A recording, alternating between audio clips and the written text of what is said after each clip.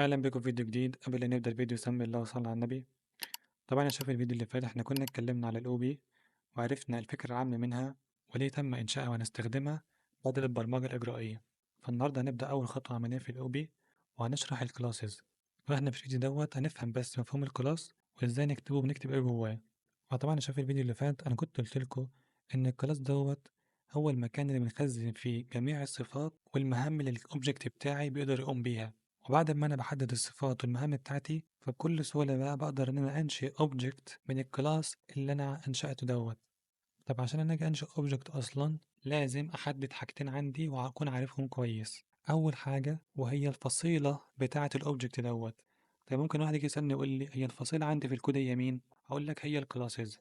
فأنت تعرف علشان تيجي تنشئ أوبجكت عندك لازم أول حاجة تنشئها وتحددها إن أنت تروح تنشئ كلاس وتحدد اسم للكلاس بتاعك أو تحدد اسم الفصيلة فتعالى مثلا نعمل المثال بتاع المرة اللي فاتت. قلت لك أنا عايز أنشئ أوبجكت اللي هي الكائن اللي اسمه عبده. فأنت عشان تنشئ أوبجكت للكائن اللي اسمه عبده أول حاجة تحددها هي الفصيلة بتاعة عبده. طيب عبده دي فصيلته مين يا شباب؟ هتقول لي هيومن. فحلو قوي، يبقى أنا كده أول حاجة علشان أنشئ الكائن اللي اسمه عبده هروح أعمل إيه؟ هروح أعمل كلاس وهسمي الكلاس بتاع هيومن. ليه سميته هيومن؟ علشان عبده عندي إنسان. فرحت عملت كلاس اللي اسمه هيومن علشان من خلال الكلاس أدي الصفات الخاصة بجميع البشر. وبعد ما أدي الصفات هروح بقى أنشئ الأوبجكت طبيعي جدا. فتعالى ندي الصفات الموجودة في جميع البشر زي مثلا string النيم، لأن أي إنسان عندي بيكون عنده اسم، وكمان أي إنسان عندي بيكون عنده الإيدج. فأروح أعمل int الإيدج. وكمان string الكولر مثلا. فأنا دلوقتي يا شباب أي أوبجكت هاجي استدعيه من الكلاس هيكون متحدد عنده 3 صفات اللي هو الاسم والعمر واللون بتاعه. يبقى تعالى نرجع تاني. وأنا قلت لك علشان ننشئ أوبجكت ومثلا الأوبجكت عندي كان عبده، فأنا أروح أحدد حاجتين. أول حاجة الفصيلة الخاصة بعبده فقلت له عبده ده إنسان، فخلاص هروح أعمل كلاس اسمه human. ليه سميته human؟ لأن عبده كان إنسان، فخلاص سمي اسم الكلاس بتاعك باسم الفصيلة اللي بينتمي ليها عبده. تاني حاجة بتحددها بقى يا شباب وهي الخصائص الخاصة بالكلاس اللي اسمه هيومن، الخصائص اللي بتجمع جميع الكائنات البشرية.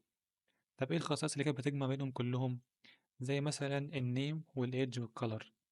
طبعا انت ممكن بقى تضيف صفات زي ما انت عايز. الحدود في إضافة الصفات هي مخيلتك. فتمام أوي.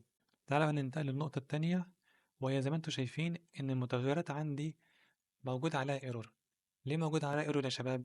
اللي كان متابع في دورة أساسيات البرمجة هيكون عارف إن ما ينفعش يكون عندي متغير إحنا مش مدينه قيمة. طب مين اللي كان بيمنعني من الحوار اللي كان بيمنعني هي النال سيفتي. فأنا محتاج أعرف النال سيفتي إن المتغير هياخد قيمته بعدين. فأنا محتاج بعد الداتا تايب هروح أعمل إيه؟ هكتب علامة استفهام عشان أعرف النال سيفتي إن المتغير هياخد قيمته بعدين. طب أنا ليه عملت كده يا شباب؟ يعني ليه خليت المتغير هياخد قيمته بعدين؟ ليه ما اديتلوش قيمة ثابتة؟ أكيد طبعا علشان البشر عندي أسمائهم مختلفة. فأنا مثلا لو جيت أنا حددت قيمة وسميته مثلا عبده، فأي أوبجكت عندي حاجة استدعيه هيكون اسمه إيه؟ هيكون اسم عبده. فأكيد المنطق ده غلط، مينفعش معايا. ليه ما ينفعش؟ لأن أنا هنشئ أكتر من أوبجكت من خلال الكلاس فأكيد كل أوبجكت عندي هيكون ليه اسم مختلف. فمينفعش إن أنا أحدد قيمة للمتغير لازم أخليه ياخد قيمته بعدين. وعلشان أعمل كده لازم أحط علامة الاستفهام علشان أعرف النال سيفتي إن المتغير هياخد قيمته بعدين. فبياخد قيمته إمتى؟ لما أنا بقى هاجي أنشئ الأوبجكت من الكلاس فحلو أوي، فإحنا كده عملنا كلاس. من خلال الكلاس هقدر إن أنا أنشئ أي إنسان عندي، وأي إنسان هنشئه هيكون عنده الصفات اللي هو الاسم والإيدج والكولر. طبعا ممكن بقى نضيف مهام كمان زي مثلا نعمل فانكشن وأسمي الفانكشن ده مثلا run، إن أي كائن عندي بيعرف إن هو يجري.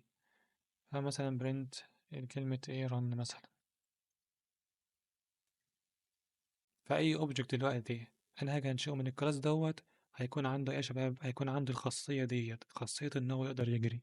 فحلو أوي. طب تعالى مثلا نعمل مثال تاني على عربية مثلا BMW. هكتب هنا BMW. فأنا هنا يا شباب عندي اوبجكت، الاوبجكت دوت اسمه BMW. فعلشان أنشئ اوبجكت قلتلكوا إن احنا لازم نحدد الفصيلة بتاعة BMW. طب الفصيلة ده يا شباب، الفصيلة ده عربية، فخلاص راح أعمل كلاس اسمه cars. جوه الكلاس دي بقى حدد الصفات اللي بتجمع جميع العربيات BMW. فجميع عربيات BMW عندها مثلا string name، فأروح أكتب string name. وكمان انت سبيد، لأن كل العربيات بيكون عندها سرعة أكيد يعني. وهكذا بقى، فأنت هنا ممكن بقى تنشئ الصفات اللي تيجي في دماغك اكتبها. فبس يا شباب ده كان فيديو النهاردة. فيديو النهاردة أنا كنت عايزك تعرف بس إيه هو الكلاس، وكنت كمان عايزك تعرف إن أنت لما تيجي تنشئ أوبجكت بتحدد الفصيلة بتاعته اللي هي الكلاس يعني، وكمان بتحدد الخصائص الخاصة بالكلاس دوت، يعني الخصائص الخاصة بجميع الكائنات اللي أنت هتنشئها من خلال الكلاس ده. زي مثلا هنا كنت عندي النيم وعندي السبيد، لأن أي عربية عندي بيكون لها اسم خاص بنفسها وبيكون عندها سرعة خاصة بيها. وعرفنا كمان إن إحنا مينفعش يكون عندنا متغير قيمته نل، فإحنا بنعرف النل سيفتي إن هو هياخد قيمته لما أنا هاجي أستدعي أوبجكت من الكلاس.